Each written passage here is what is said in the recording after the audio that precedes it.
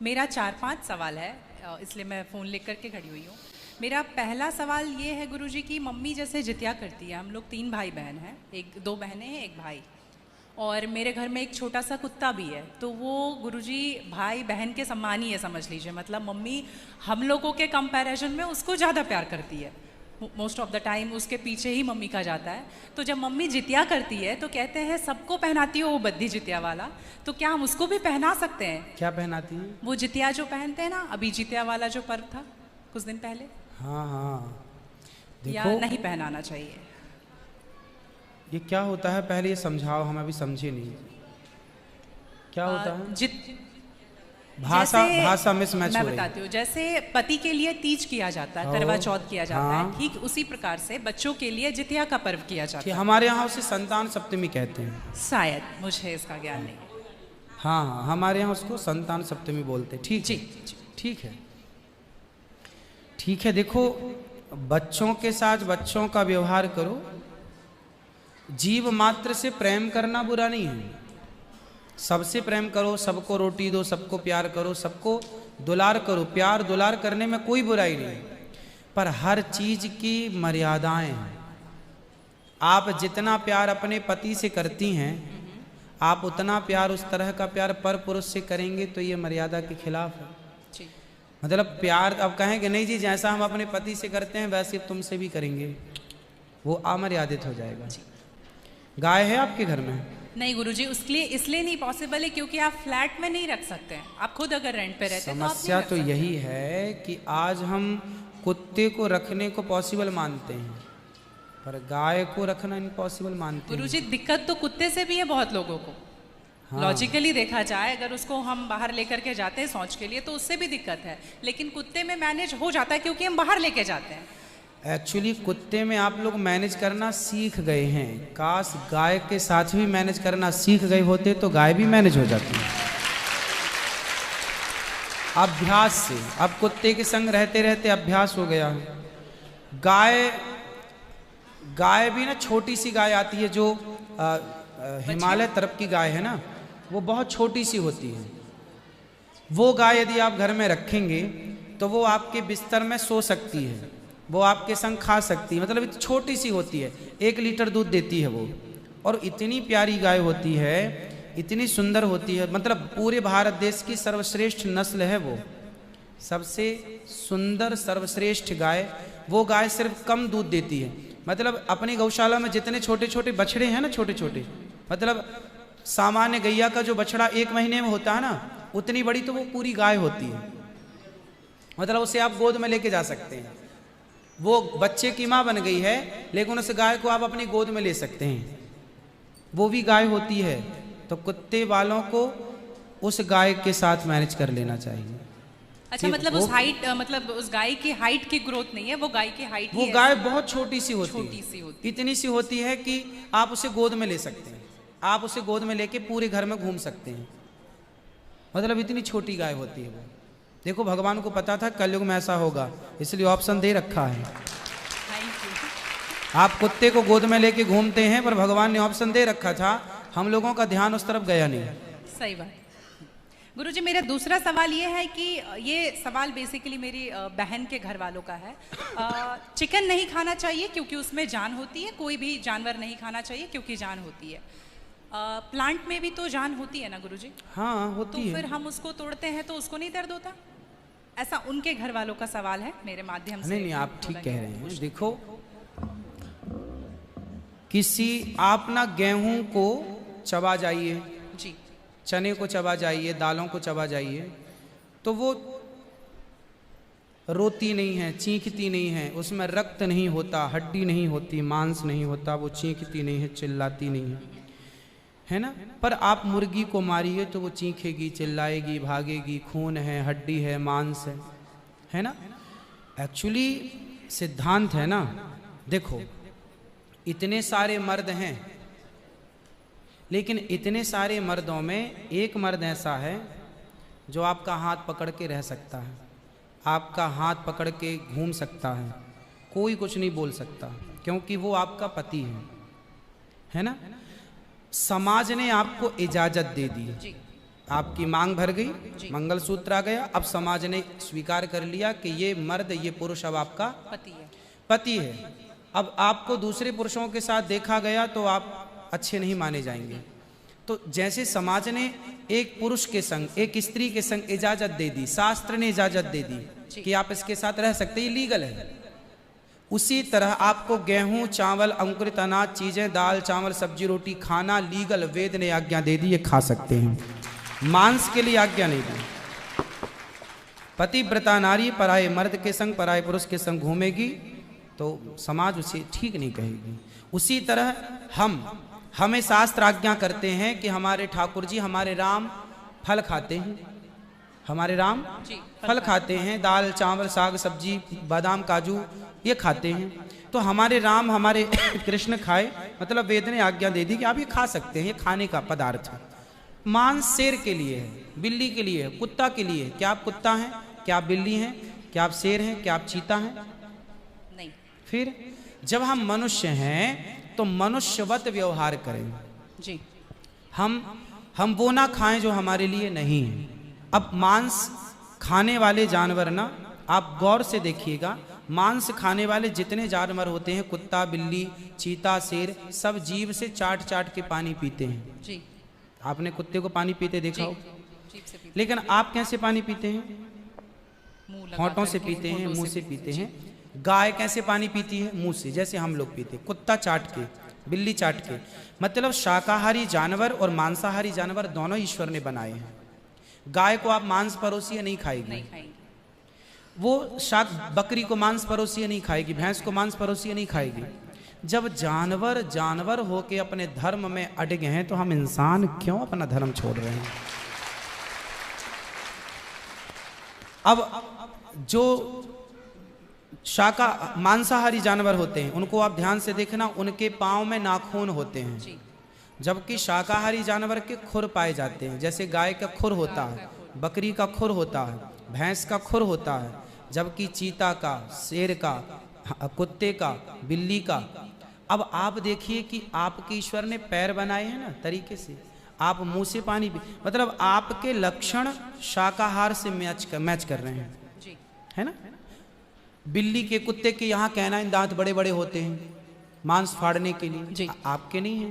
मतलब आप ईश्वर की तरफ से शाकाहार। और अब मैं नहीं कहता, आप मेडिकल साइंस का अध्ययन करके देखिएगा, साइंटिस्ट लोग अब सिद्ध, अभी मैं इंग्लैंड गया था, वहां मुझे बताया कि जो अंग्रेज लोग इनके बाप दादी जो मांस खाते चले आए हैं, अब कुछ अंग्रेज लोग इतने जागरूक हो गए हैं कि अब वो मांस नहीं खाते। वो कहते हैं कि अब इसको खाने से बीमारियां बढ़ रही हैं, लोग परेशान हो रहे हैं। पहले के लोग जंगल में कंदमूल फल खाते थे, ये अब खाने लग गए हैं, सुअर खा रहे हैं, कुत्ता खा रहे हैं।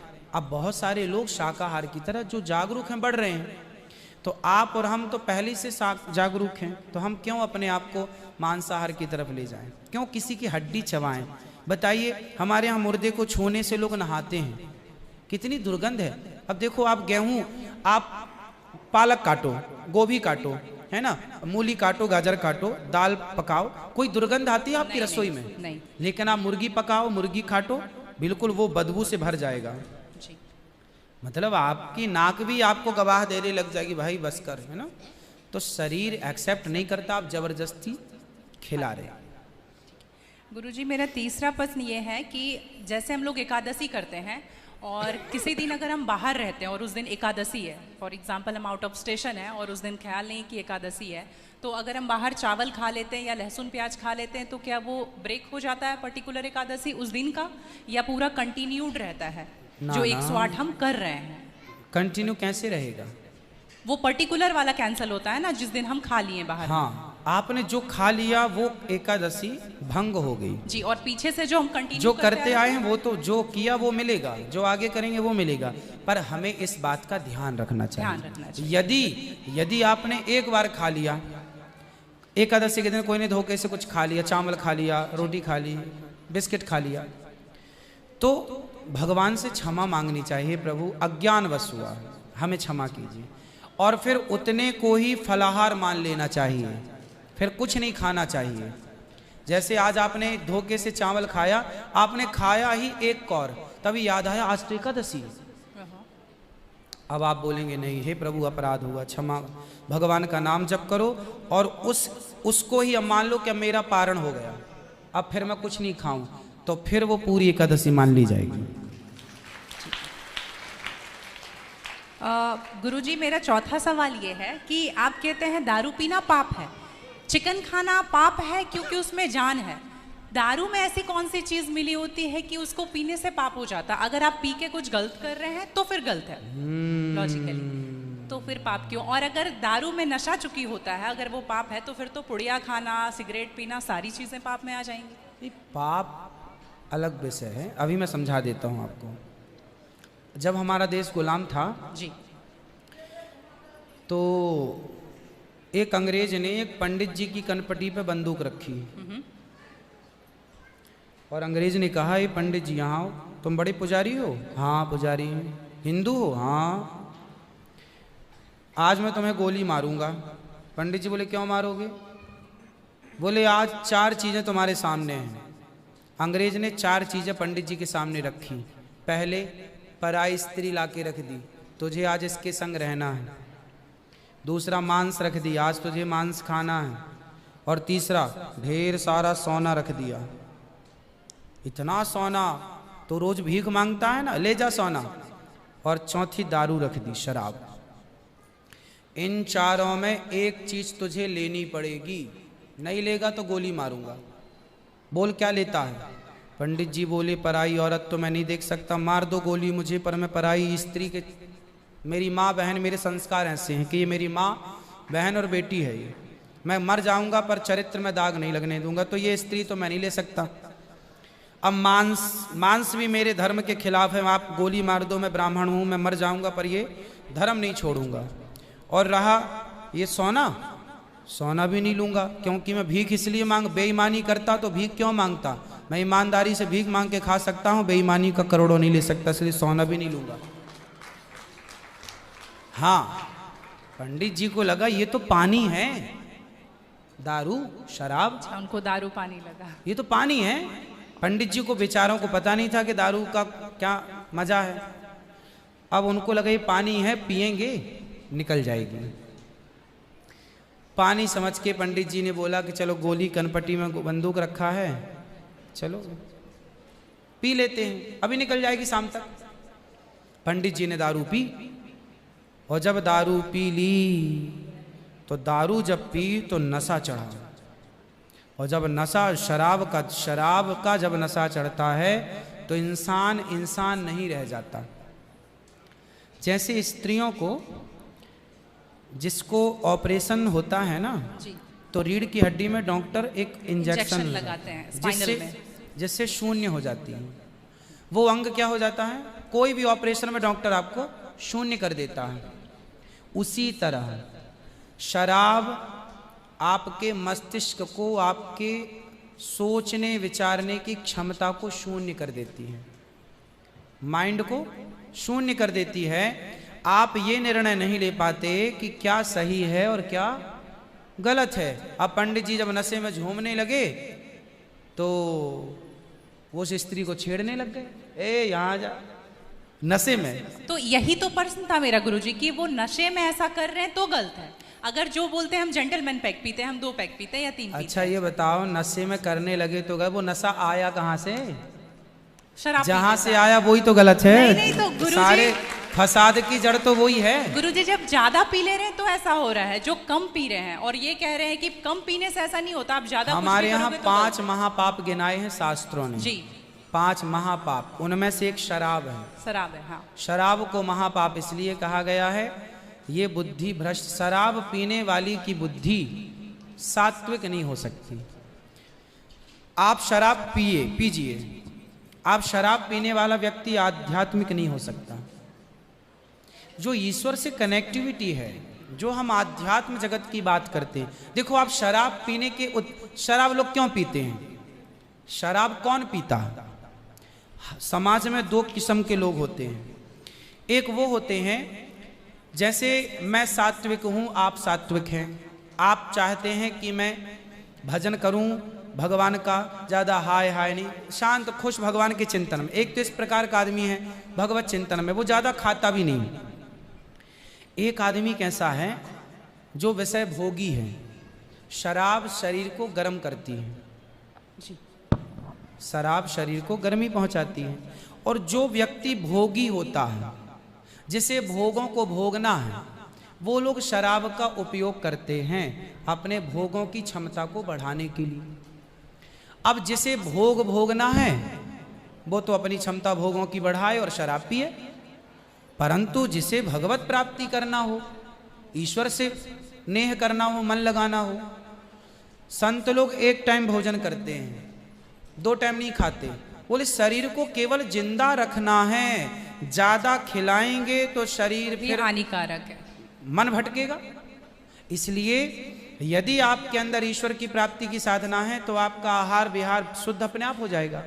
और मन में यदि कामना है तो फिर लोग तो चरस भी पीते हैं, अफीम भी लेते हैं। ये सब चरस अफीम क्या करती हैं? शरीर को उत्तेजित करती हैं। ये सब शरीर को उत्तेजित करने वाले पदार्थ हैं। तो बाकी जितने भी नशा वाली चीज हैं, हाँ, गुटखा, खैनी, दारू जो भी हैं, ये सारे फिर उतने ही इक्विवेलेंटली सब नुकसानदायक है। खैनी से कैंसर होता है, सिगरेट से लंग्स खराब होते हैं। गुल से क्या होता है गुरुजी? किससे? गुल जो करते हैं, गुल क्या होता वो है? पाउडर एक होता है ना? नहीं, वो मैं जानता नहीं। चरस अफीम क्या कहते हैं? क्या है बेटा? ड्रग्स? नहीं नहीं, वो ड्रग्स नहीं होता, डब्बे में आता है गुल। नहीं, वो गांव के लोग को मैंने देखा करते हुए। हाँ, तंबाकू चूना? नहीं, वो मैं उसके बारे में पहली बार सुन रहा हूँ, अब रिसर्च करना पड़ेगा वो चीज क्या है। मतलब कुछ भी नशीला पदार्थ देखो गलत गलत है, सब गलत है, सब गलत। शराब कौन सी सही है? सिगरेट कोई पिए तो कौन सा समझदार है? आप खैनी खाएं, गुटखा खाएं, अब कौन सही? इसे कौन कहे? मूर्ख ही सही कहेगा, खाने वाला ही सही कह सकता है। तो मतलब सब इक्वली उतना ही पाप है। पाप पुण्य अलग विषय हो गया। नहीं गुरुजी, आप कहते हैं कि शराब को पाप माना गया है, ये सारी चीज पाप के अंतर्गत है। अब सेहत खराब हो ही जाएगी। शराब के नशे को पाप माना गया है, बाकी चीजें गलत हैं। ठीक है, महापाप में शराब को लिया गया है, बाकी चीजों को गलत। सही कैसे हो सकती है खैनी और सिगरेट और बाकी चीजें? महापाप में शराब को गिना। देखो, एक होता है महापाप, एक होता है पाप जी। महापाप 5 प्रकार के हैं, पाप अनेक प्रकार के हैं। तो पाप है, गलत है, ये सब चीजें गलत हैं। शराब महापाप है। आगे ठीक है गुरुजी, मेरा लास्ट प्रश्न आपके माध्यम से ये बुलवाना है। बहुत सारे लोग खच्चर पर जाते हैं केदारनाथ, और वैष्णो देवी भी जाते हैं खच्चर पे। अगर आप देख रहे हैं तो अभी रिसेंट का वीडियोस देखे होंगे, तो उनको चरस पिला करके लेकर के लोग जा रहे हैं। किसको? खच्चर को जी, एक नाक बंद करके एक नाक से पिला रहे हैं। और आपको यहाँ पे बहुत सारे लोग एडमायर करते हैं, इवन 11 मिलियन लोग एडमायर करते हैं। अगर आप ये बोल देंगे कि आप धाम जाते हो तो जाओ, लेकिन पैदल जाओ, इनका प्रयोग मत करो, तो मेरे लिए बहुत अच्छा होगा, क्योंकि हम बहुत ज़्यादा ही एनिमल लवर हैं। तो ये देख करके लगा था मुझे कि कभी आऊंगी यहाँ तो आपके माध्यम से। इसलिए पहले के लोग जब तीर्थ यात्रा पर वहाँ केदारनाथ बद्रीनाथ जाते थे तो इस उद्देश्य से जाते थे कि अब वापस नहीं आना। पहले के लोग जाते थे इस उद्देश्य से कि अब वापस नहीं आना, वहीं भगवत धाम में चले जाएंगे। आजकल इसलिए आज के जमाने में तीर्थ इत्यादि जवानी में ही कर लो। माँ बाप को समय है, पाँव हाथ चल रहे हैं तो करा दो, भजन करो मस्त जवानी में, बुढ़ापा किसने देखा। तो समय से सब कर लो, बुढ़ापे में फिर तो खच्चर ही बचेगा। तो बुढ़ापे जो देखो बूढ़े लोग हैं जो नहीं चल पा रहे हैं पर आस्था है दर्शन की, तो वो अपने हिसाब से जाते हैं। नहीं तो गुरुजी हेलीकॉप्टर भी तो है ना? हाँ, हेलीकॉप्टर का बजट सबका नहीं होता। हेलीकॉप्टर से सब नहीं जा सकते ना, उसकी टिकट ही महंगी है, 25-50 हज़ार रुपये लगता है, लाख रुपए भी लगता होगा, भगवान जाने, मुझे नहीं पता कितना लगता है। अब सामान्य आदमी कहाँ वो 50 हज़ार की टिकट कटाएगा, वो तो 1000-2000 दे के जाना चाहेगा। तो सबके अपने अपने बजट हैं, पर ये कोशिश करो कि हम अपने पाँव पर चलें, हम किसी पर बोझ ना बने। ये सही है कि हम किसी जीव को परेशान ना करें। यदि वो गधा वधा जो भी है खच्चर, वो यदि स्वस्थ है, क्योंकि हमारे यहाँ राजाओं के ज़माने में घोड़ों पर ही सवारियाँ होती थी, रथ घोड़ों के द्वारा ही चलाए जाते थे, तो उन घोड़ों का ध्यान भी रखा जाता था। पंच परमेश्वर कहानी है जुम्मन सिंह खलगू चौधरी, उसमें एक इक्का गाड़ी की भी कहानी है ना, तो उसमें बैल के द्वारा इक्का गाड़ी चलाई गई, उसका जिक्र है। तो हमारे यहाँ पहले ना जैसे किसान खेत में जुताई करते थे, जुताई तो बैलों से होती थी, तो बैलों को ना दिन भर जुताई में रखते थे और रात भर उनको चराते थे। रात भर वो अच्छा घास खाएं, दिन भर उनको जब भी गर्मी पड़े 2 घंटे का रेस्ट, 2 घंटे छोड़ दें, वो चर लें, वो पानी पी लें, मतलब उनका प्रॉपर ख्याल रखा जाता था। आज कुछ लोग क्या है, पैसे कमाने के लिए उनका ख्याल तो रखते नहीं है, और वो पैसे लेने के चक्कर में ना उसको भरपेट खिलाते हैं, ना उसका पानी का ध्यान, ना खाने का ध्यान, तो वो कमजोर हो जाता है, मर जाता है कई बार। वही प्रॉब्लम है गुरुजी, वो 5-5 बार चढ़ाते हैं और आने के टाइम पे पूरा पाँव टूट जैसा जाता है और फिर उसका ध्यान नहीं रखते। उसकी खिलाई पिलाई हो, और एक समय होता है, यदि जवान है तो उसको उपयोग में लिया जाए, बूढ़ा है तो उसको रिटायर कर दिया जाए। अब बूढ़े गधे के ऊपर भी लोगों को बिठा कर ले जाएंगे, तो एक हर व्यक्ति जानवर हो या इंसान हो, हर चीज़ की क्षमता होती है, जवानी सबके साथ होती है और बुढ़ापा भी सबके साथ होता है। तो उन लोगों को भी इस बात का ख्याल रखना चाहिए। आप लोग भी अपने पांव पर चलने की कोशिश करें, और कुल मिला के जीव पर कोई भी भार ना बने, जीव मात्र को हम परेशान ना करें। जी धन्यवाद गुरुजी।